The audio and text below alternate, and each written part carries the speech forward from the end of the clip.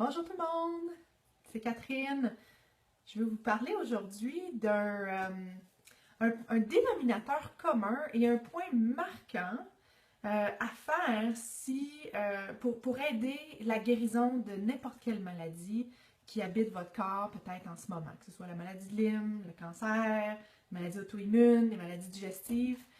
Euh, j'ai ressorti ce livre-là. Ben là, vous le voyez à l'envers, là, mais c'est L'amour, la médecine et les miracles de Dr. Bernie Siegel, qui est un chirurgien, en fait, qui a opéré beaucoup de gens avec le cancer. Et puis, j'ai lu ça il y a 10 ans.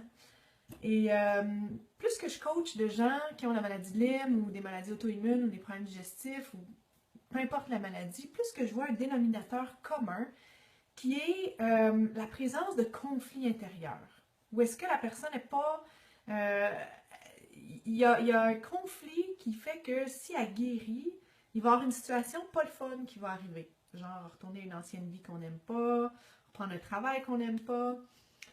Versus si on reste malade, ben c'est pas tentant d'être malade, mais c'est comme la solution la plus stratégique en ce moment pour éviter l'autre option.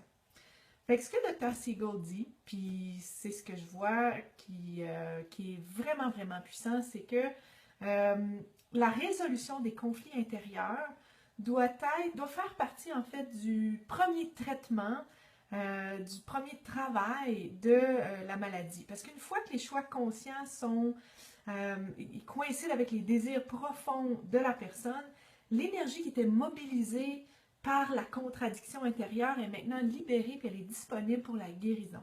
C'est ce que je vois en coaching constamment, quand la personne arrive à réharmoniser, à comprendre le conflit intérieur, puis à réharmoniser ça, pouf, il y a des grands bonds qui se font au niveau de sa guérison. Donc, pour débuter ce travail-là, le Dr. Siegel nous propose 4 questions. Puis, c'est un peu l'exercice que je voudrais faire avec vous aujourd'hui. Puis, ces questions-là vont nous donner une idée de votre désir de vivre. C'est puissant, hein?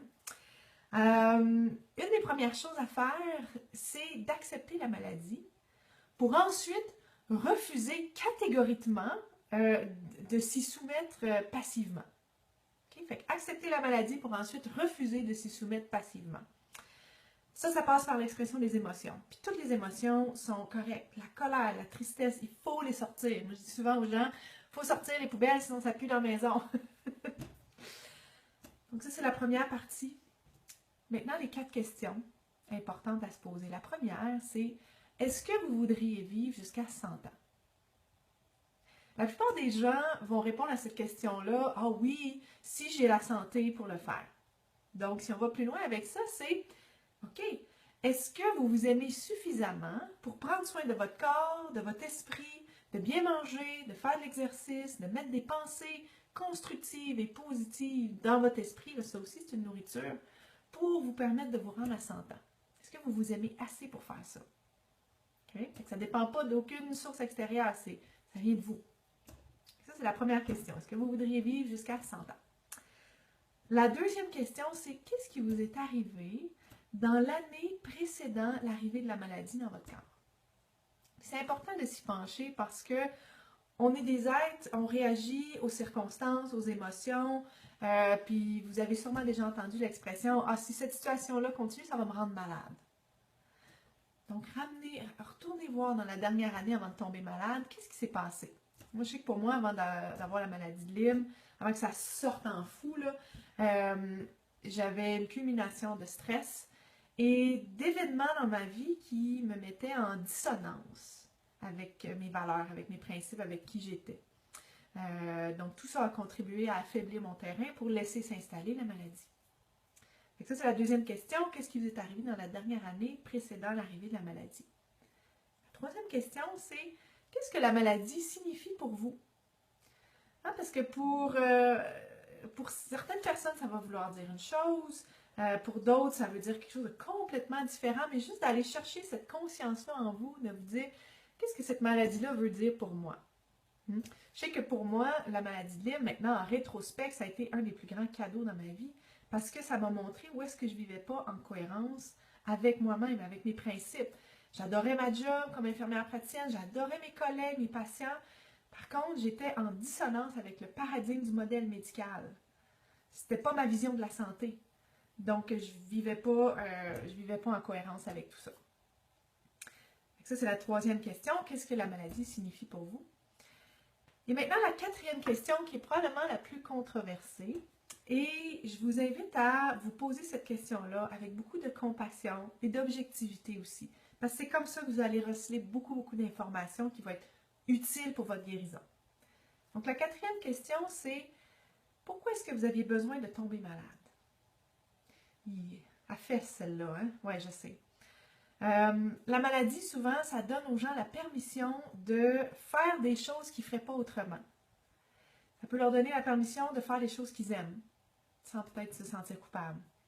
Ça peut leur donner la permission de dire non à certaines obligations ou à certaines responsabilités ou même à certaines exigences des autres. Hein? Ça peut devenir aussi un mode de relation avec les autres.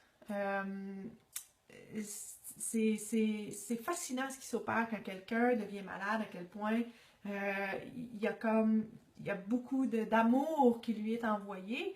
Je ne dis pas que c'est mal, c'est super bien. Et est-ce qu'on pourrait avoir cet amour-là, se l'envoyer au quotidien?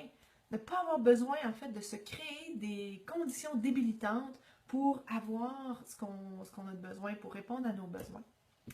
Donc, c'est ça. Je vous invite à regarder cette question-là d'une façon objective, quasiment en s'observant, quasiment en expérience sortie du corps, tu sais.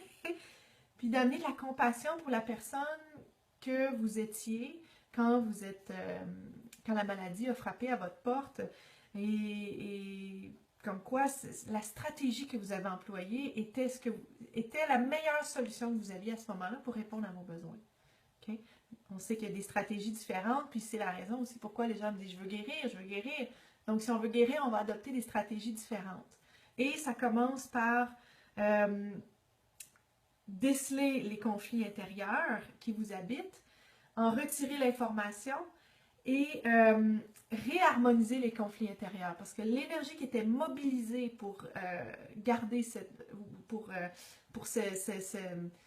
confusion, ce conflit-là ou cette dissonance-là va être maintenant libérée pour le plus grand bien de votre guérison.